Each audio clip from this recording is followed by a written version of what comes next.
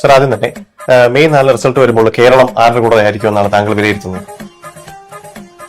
കേരളം ജനങ്ങളുടെ പക്ഷത്ത് നിൽക്കും.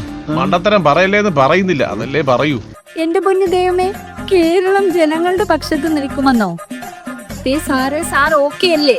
ഇലക്ഷൻ റിസൾട്ട് ആകാറാകുമ്പോഴത്തേന് സാറിന്റെ ഉള്ള ബോധമെല്ലാം പോയോ? അത് പിന്നെ പണ്ടേ ഇല്ല. ആ കേക്കട്ടെ സാറിന്റെ അടുത്ത വിവരക്കേട് എന്താണ്?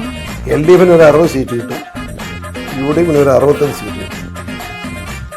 BJP-ക്കും NDA-ക്കും സ്വതന്ത്രന്മാർക്കും കൂടെ 15 സീറ്റോ? എന്റെ പൊന്ന് സാറേ, കുറച്ച് മയത്തിലൊക്കെ ആകാം. ആ NDA-ക്കില്ലല്ലോ ഇത്രയും പ്രതീക്ഷ. BJP തന്നെയായിരിക്കും ശക്തി തീരുമാനിക്കാൻ പോകുന്നത്. അതെ അതെ അതെ, ശക്തി തീരുമാനിക്കില്ല, അതൊക്കെ തോന്നലാണ്. പാർട്ടി സ്റ്റേറ്റ് നേതൃത്വം പറയേണ്ടതാണ്. ഏതായാലും LDF-നും UDF-നും പിന്തുണ കൊടുക്കാൻ ഞാൻ കഴിയും, അതൊരു സത്യമാണ്. എന്നാൽ ഈ അച്ഛന്റെയും മോന്റെ ഇതൊക്കെ കാണുമ്പോഴേ എനിക്ക് താണ്ടി സീനാവുന്നു. ഇവന്മാരെ ശരിക്കും മനസ്സിലായിട്ടില്ല. ഇവിടെ ഈ ലൈഫ് ബോയ് സോപ്പിന്റെ പരസ്യത്തില് സോപ്പ് ഒഴിച്ച് കഴിയുമ്പോ എല്ലാ കീടാണുക്കളും ചത്തൊടുങ്ങിട്ട് 2 കീടാണുക്കൾ മാത്രം ബാക്കി വരില്ലേ?